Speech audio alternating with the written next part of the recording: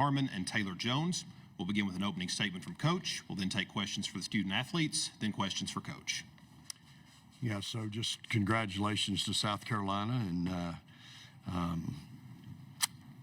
proud of my kids, proud of my team. Thought they fought. We had a bad second quarter. I think the game it's fair to say the game was lost in the second quarter for us.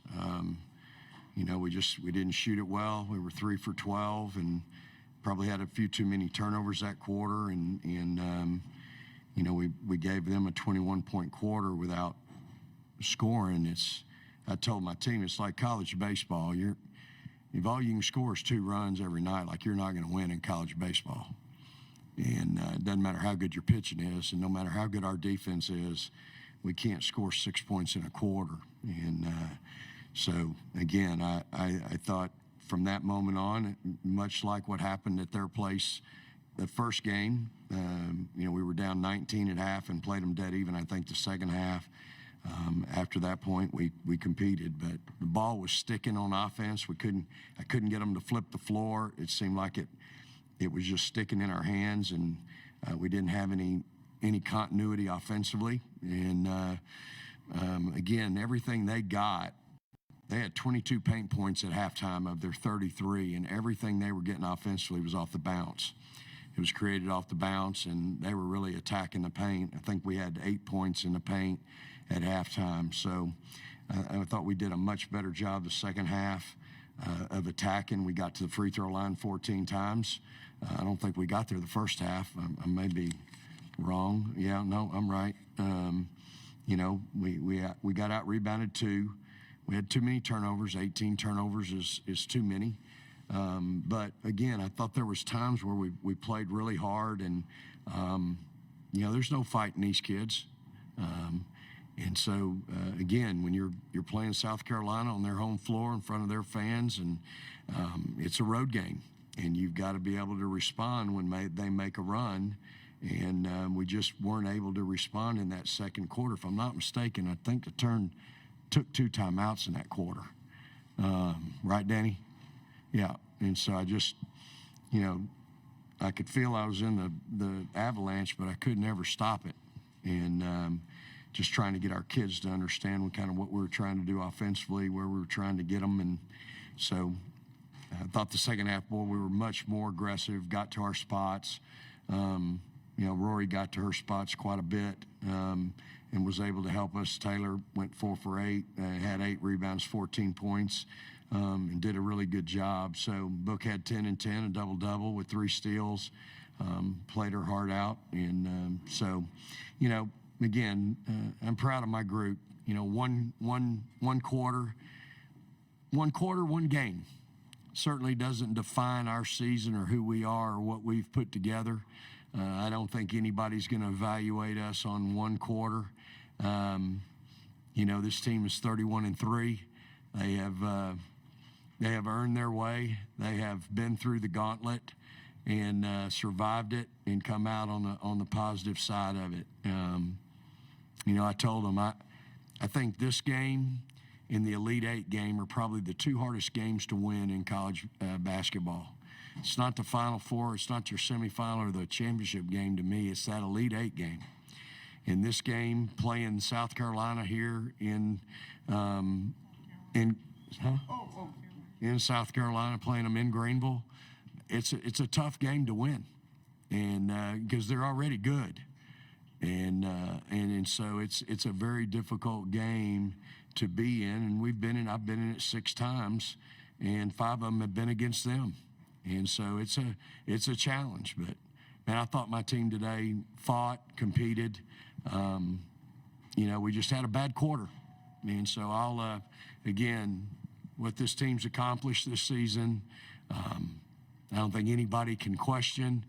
I don't think you can evaluate us on one bad quarter. I think you evaluate the total body of work, how many top 10s we've beaten throughout the course of the season, all that stuff. So I'm disappointed, but I am not disappointed in my team. You want to blame somebody, you can blame me, but I am not disappointed in these young ladies. they did all they could do today. We had a bad quarter, and other than that, they competed their tail off, and I'm awfully, awfully proud of them. So, Questions for the student athletes? Start here on the left, and then we'll go over here to the right. How do y'all, what lessons can y'all learn from this game, and how do you take that into the NCAA tournament moving forward? I think looking at the stat sheet, one of our coaches talked about controlling the controllables, and they got 9 points off of our turnovers and 9 points off of offensive rebounds. And so being able to control what we can control, which is our effort on defense and controlling the ball and not turning it over, I think those are two big lessons that we struggled with tonight. And just really, I think, leaning into the pain tonight of how this feels and knowing that we still have a lot of season left ahead of us. But just learning and keeping our heads up and knowing what Coach Schaefer said, that this doesn't define our season, and hopefully we see him again. On the right. Rory, kind of going off what Taylor just said and what Vic said, is the confidence of this team shaken at all, or do you guys still kind of go into the tournament believing that you are, a number 1 overall seed and you should be considered a favorite? Yeah, I'm just super proud of my teammates for playing super hard. I think the first, obviously, we're not going to be, we're still mad, obviously. We want to win the game, but one of the first things I said in the locker room is, this is just one game. We have a tournament ahead of us where we need to just learn from our mistakes, like they have been saying, and understand that this one's win or go home. So we just need to come ready and play for each other like we've been doing all season, and not to hang our heads for a second, because we're doing really well, 31-3. Like they said, this game doesn't define us as a team, but it did show everyone that we're going to compete and fight to the end. So, Daniel. Offensively, was this a off night for you guys, or was South Carolina just doing something out there that was tough for you guys to adjust to? I mean, yeah, it could have been better. Like Coach was saying, our execution might have been very stagnant here and there. We did get some good shots here and there, of course, but you look at what they got their points from, they have 40 paint points versus our 18. It's a lot more. So I would say our offensive execution was a little stagnant, but it's just a lot of little things throughout the game. It was just very small details that we didn't make as many winning plays this game. They made more. And so, but that's exactly what we need to look at in film so we can learn and move on to this tournament. Taylor, how tough of a hole was that to dig out of after the second quarter? I think coming into halftime, we just needed to know that there isn't a 20-point play. We just had to try and chip away at the lead, and just learn from the mistakes that we had made. We went on a little stretch, a little run to come out on the third quarter, but unfortunately it wasn't our night, and South Carolina played a great game, and congrats to them. Any further questions for the student athletes? Ladies, thank you. Thank you. y'all go get cleaned up.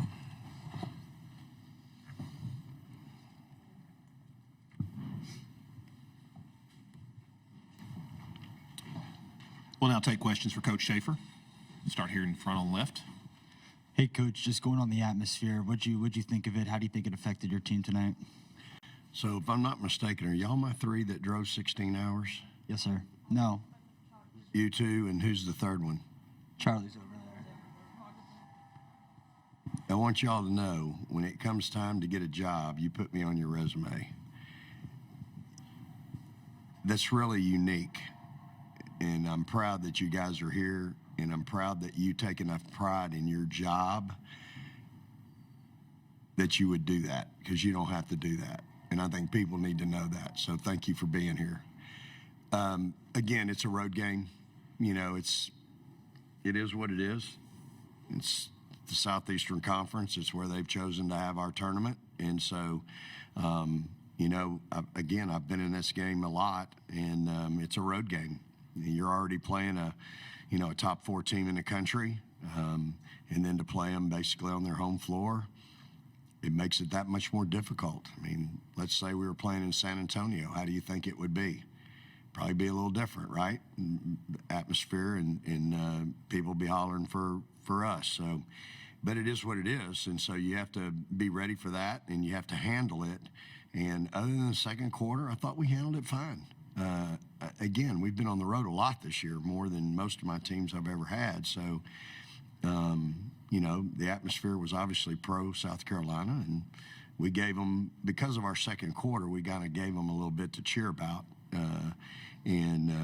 But once we got in at halftime and made some adjustments, I thought we were much better in the second half. Danny? Vic, are you concerned about this team not being able to score points if Maddie's not having a Madison night, or if you guys can't get the ball into the paint with Taylor or Kyla? Are you concerned about your offensive struggles? Well, I think you just mentioned two things that we've been pretty good about handling and doing, and in that second quarter we just really struggled with. I think, again, we have to know.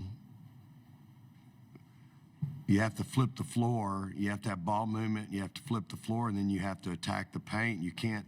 That first half, we'd run one side of the floor, and when we couldn't get what we wanted, the ball was literally dead in our hands. Think about how many shot clock violations or close to it that we had. Several.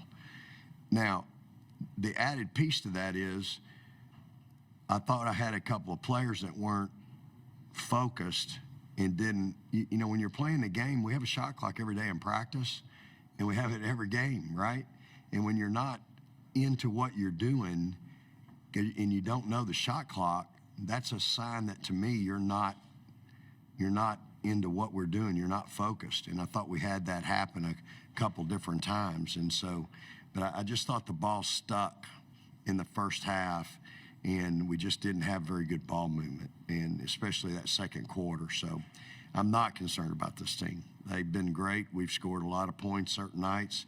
I think I've told y'all, this is one of the better shooting teams that I've ever had and ever coached. And so I'm not worried about them. We've had some kids that didn't shoot it well the last two nights, and I am not worried about them at all. Well, they'll come back, bounce back, and shoot it better the next night. I have no question in my mind. Here in the front. Vic, you've mentioned the atmosphere a few times already. Would you like to see the league change where this game is played past just Greenville almost every year? Well, I think, again, when you're talking about the student-athlete experience,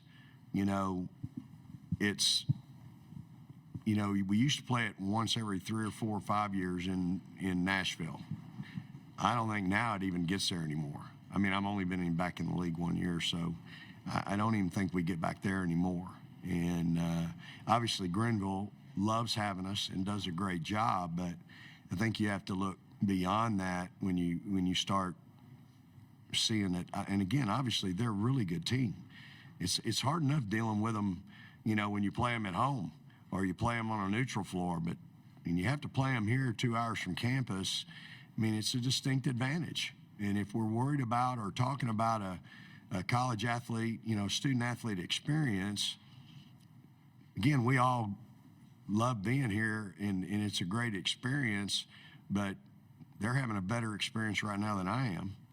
Not saying that's the reason we got beat at all, but I just think that, and I've been in the league where it's been all over. I think we were in Tampa 1 year, we've been in Nashville, we've been in, I don't know, somewhere else, so I've seen it all. We were in Little Rock when I was at Arkansas.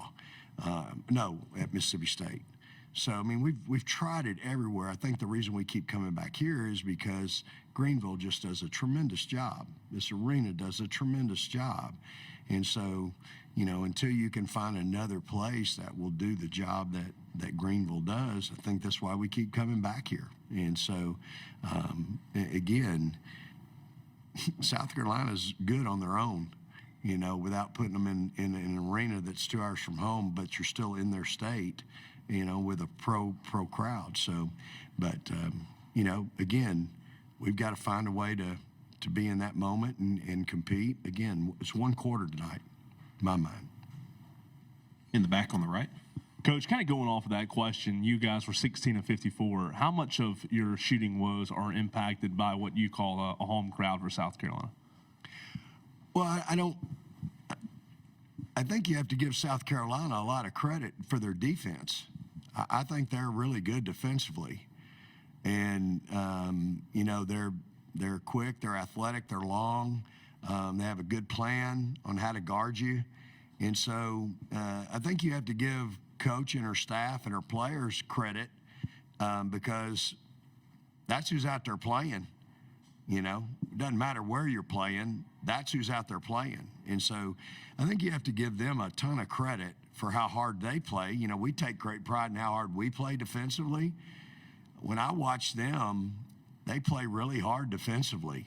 And I've experienced that, playing them. So, I'm not shy at all about giving them credit for how hard they play, especially on the defensive end. They make it very, very difficult on you. They make it difficult on the catch. They make it difficult on the shot. And they make it difficult on the post-up. And so, they play through all defensive possessions. And, I think we had we had 12 offensive rebounds, but 3 were dead ball, so only 9 live ball. And so that limits our second chance points to 7. Here front on the left. Coach, we saw Taylor and Kyla playing together on the court for the first time this season, especially in conference play. What went into that lineup decision, and could we be seeing more of that in the future? Yeah, it wasn't long. It's not the first time, but it's the second time, but I think neither time didn't last very long. Again, was just trying to get the ball inside and maybe get on the offensive boards a little bit. Again, we didn't leave it in there too long. We were struggling with some other kids and felt like we needed to take a look at a different group of lineup, and so that's what we did. And so that's all there is to it. We'll take a couple more here on the front, on the right. Vic, you touched on it on your opening statement, but do you believe this loss should impact at all the committee's view of you guys as a possible number 1 overall seed? Yeah, I just think you're talking about one quarter. We've beat them at home. They beat us at their place, and we've lost another. To my mind, we've lost to them on the road again. How many do we have, Danny, in top 10 wins? 10? 6. Huh? 6 top 10. Top 10 wins?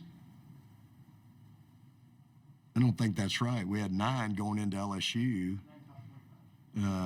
But nonetheless, I think our body of work and our net, it speaks for itself. I think we're with what we've been able to do. And again, I'm not in there. I'm not on that. At this point, for me, it's just tell me what time the bus needs to load and where from, and I'll make sure my team's on it. But I certainly think we have established ourselves as one of the top 2 teams in the country when it comes to seeding. And I know Dawn will think they should be over us because they've beaten us twice. Again, if we played this game in San Antonio or we played next week in San Antonio or wherever, who knows how that would turn out. We know how it turned out today. It's one quarter. One quarter hurt us today, and so we'll learn from that. But I think again we've earned our way, and we'll trust the committee to make that decision, and whatever they make, we'll roll with it. We'll take one more here in the front. Coach, Jody Conrad traveled with you guys and the team. What does that mean to you and your staff and your players? Well, I have so much respect and admiration for her. Between her and Chris Plonsky and Kathy Harston, when I walk out of that tunnel to come out to the floor to play in this game and I see those 3, for those of you that don't know, what those 3 have done for women's college basketball, you can't put a value to it. It is off the chart. They have given their life to women's college basketball. and y'all want to talk about everybody, what they're doing now today and the coaches today and, all that. Let me know when the coaches today have been in it 40 years, when their life has been nothing but and giving to this game and making sure this game grows and loving it the way those three. So when I walk out of that tunnel and I see CP and Coach sitting there, man, there is a feeling that comes over me of pride, gratefulness, honor, to be entrusted with the program at the University of Texas. And trust me, I would not have taken this job had I not known that they were good with it, because it means that much to them and it means that much to me, and they mean that much to me. And, I've been around, done it a long time, and I know exactly how much blood, sweat, and tears those three have poured into this game, not just at Texas, but the game itself. And in my mind, I owe it, my players owe it, we in women's college basketball owe it to people like them who have been lifers. And there's others, but you asked me about those three, and I'll answer it to those three. We owe it to give it our very best each and every day. We owe it to give our student athletes the best, because that's what they've done in their career. CP and Kathy still do it. They're not retired like Coach. And so, I love having Coach around. I love seeing her. I love talking to her. I love our visits. That was my vision when I took the job. I envisioned having coffee with her the morning after a game, going back over how it went and what she thought. A lot of people, they're intimidated by being around or taking over programs that have been coached by, coaches like that. And I'm not one of them. I'm very comfortable in who I am and what I'm doing. And again, I wear the responsibility of continuing the tradition of the University of Texas in women's basketball. And, I don't take it lightly. Appreciate your time, Coach. Thank you All very right, much. praise the Lord and hook 'em horns. Thank y'all.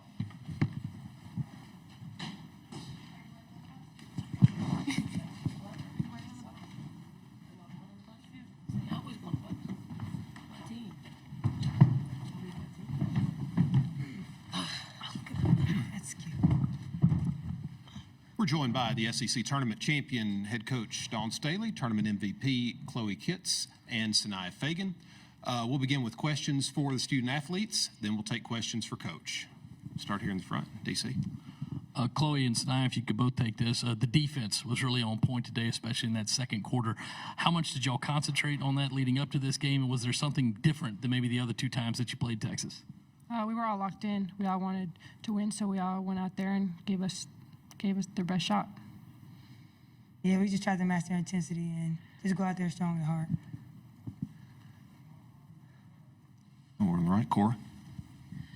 Sanaya, when you think about your journey at South Carolina, to have these kind of performances this weekend on both sides of the ball to help you guys win a third straight championship, just what does this moment mean to you? It means a lot to me just to know that I trusted my process and Coach trusted me as well, and I went out there and did what I had to do. The back. This one's for the both of y'all. In that second quarter, the crowd really got going. I think y'all started on a 17-0 run. Obviously, Colonial Life was great, but how does this environment compare to the y'all's home gym? I mean, it's amazing. It almost feels the same. All those fans came out and supported us. We appreciate it so much. Yeah, it's like a home game away from home. Right. I didn't think they were that loud. we want this to be the SEC tournament home. We want to keep this as a... They weren't loud enough, honestly. Yeah, CLA's way louder. What? In the front, Cora. Sanaya, the way Chloe played this weekend, just what did you see from your perspective of what was working so well for her, and just what do you think of her performances this weekend? I think Chloe's a dog. I mean, inside, outside, whatever you give her, you tell her go, she gonna go and she gonna get that bucket. So, I mean, give total props to her, MVP, well deserved. Thanks, sweetie. Welcome. All right, Corey. Sanaya, you've played a lot of basketball games with Bree Hall. I wanted to get your take on her defensive performance today. I know she was tasked some of the time with guard Madison Booker. I know you've, again, seen her kind of lock down a lot of the other team's best player. What did you think of how Bree played defensively today? I think she did great. When she has an assignment, she sits there, she studies it, and she takes her time to learn what she needs to do. She asks questions, and she goes out there and do what she needs to do.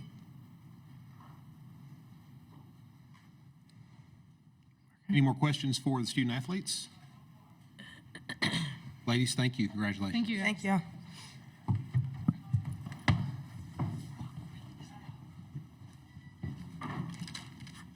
We'll take questions for Coach.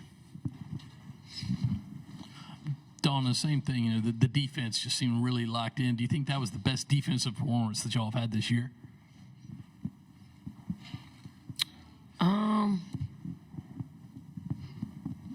I think it was timely. I think it was what we needed today. I think we needed to play a lot better than the last time that we played them. And, you know, I do think we used our experience being here to our advantage. I know Fagan's been here a lot. Chloe's been here a lot. Some of the young ones, Raven's been here a lot. Breezy's been here a lot. So it's different. And I know there are a lot of South Carolina fans in the building, but it's just different playing on this Sunday. And if you haven't really experienced it, you need to experience it.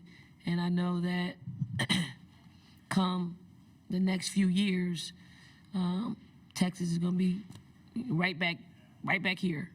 And they'll be, and I'm not saying that they weren't prepared. It's just, you know, to win a national championship, you got to have been to a Final Four and experienced all the things that come with it.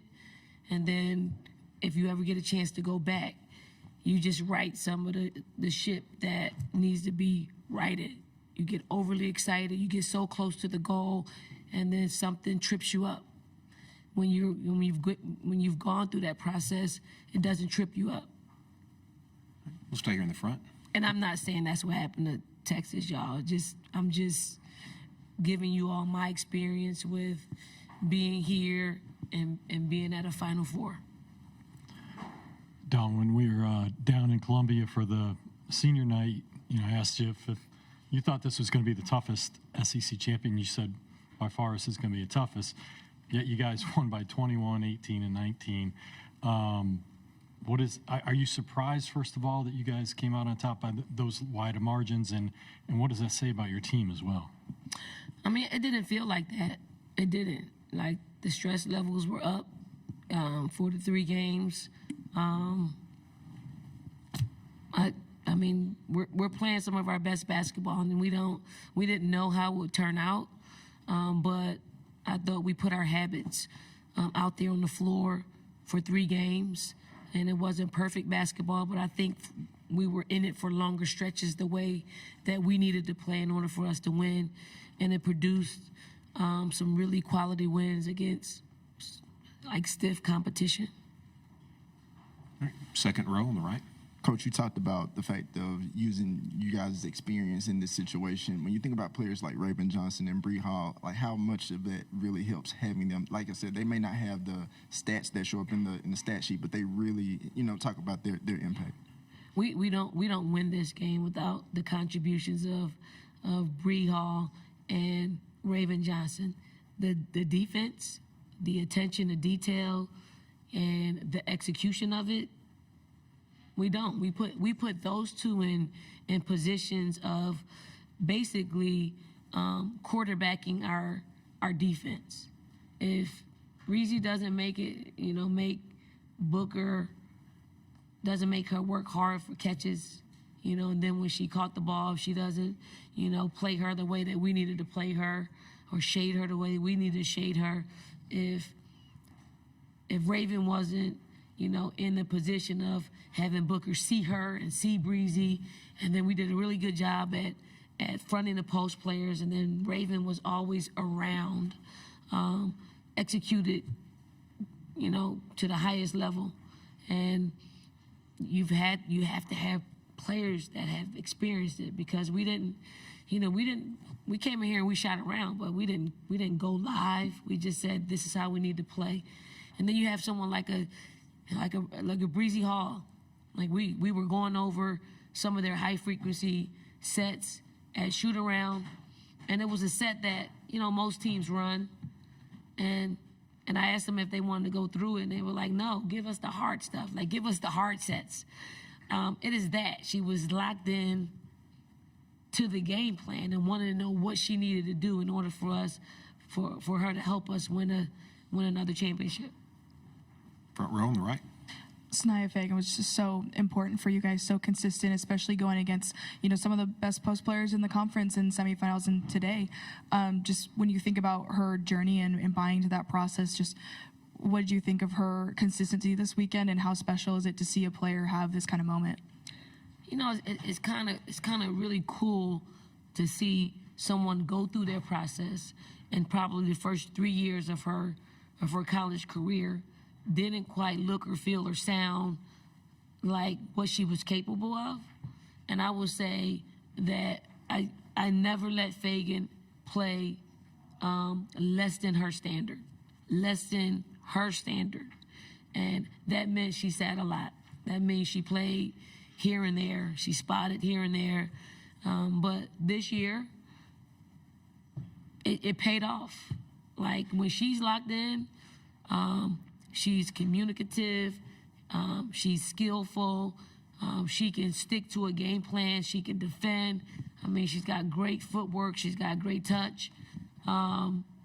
She is very efficient around the basket. Like, that is her. Like, you're seeing all of her skill set that we saw during the recruiting process that we didn't see on a consistent basis her first 3 years. Stay in the front. Hey, Dawn, you guys were a 2 seed in the most recent bracket reveal. Do you feel like this weekend secures your status as a 1 seed, and you think you guys should have a shot at the #1 overall seed in the entire tournament next weekend? When you win this tournament, like, and you play the schedule that we played, I do think we're the #1 overall seed, no matter what it ends up being. And we, again, manufactured our schedule to put ourselves in this situation. So I just hope the committee doesn't discount, our entire resume. There isn't anybody in the country that has played the schedule that we've played, that's won this, that had a share of the regular season, and then winning the tournament, having beat the #1 team in the country. I think Oklahoma's 12. Are they 12? Right? I don't know. They're a top team in the country, and Vandy is a tournament team. Like, there's no one. So, I'm shocked that we were the #2 seed. I was very shocked. If beating us gives the people who beat us so much credit, like, that you get so much credit for beating us, and yet when we've had some of the toughest stretches in the country and we came out of it unscathed, you can't discount that. Like, you can't discredit that. And I'm going to speak out about it because I have to, because you got to hear the voice of the other side. Because if you don't think our body of work deserves it, then somebody needs to speak out on it. And if it's not us, if it's not our conference, if it's not whoever, I'm going to go down fighting. I am going to go down fighting for what our team earned. Here in the middle. Coach, every opposing coach has been asked about the crowd playing against you guys. Not to say that the crowd isn't impactful, but do you think sometimes there's just too much made of it? I mean, for example, LSU shot 18 of 57 last night against LSU. Texas shot 18 of 57 against LSU in a neutral crowd, and then today 16 of 54, and a lot to be made about the shooting woes being because of the crowd. Do you think there's sometimes too much to be made of that? I'm going to be real. Like, it isn't advantageous for us. Okay? I will say this. I mean, everybody has an opportunity to buy a ticket. They do. If this was played, I don't know, in Mississippi, right? Our fans are still coming. They're coming to wherever we are. We build up, an incredible fan base that travels. Our fans were in Paris last year when we opened the season. Our fans were in Vegas when we opened the season this year. So wherever we are, they're going to travel. I think this location is great. If we're not here, another conference will be here. So, and I think we need to consider the fans too. I mean, it's a great city. Like, it's a great city. There's so much to do. There's so much architecture. There's so many great restaurants. There's so many walking paths. There's so much to do, and I think about that as well. I also think about it. There's a lot of people in the gym today, and that's an indicator of where women's basketball is. Corey? Dawn, Bree's maturation and growth on the defensive end, how would you describe it?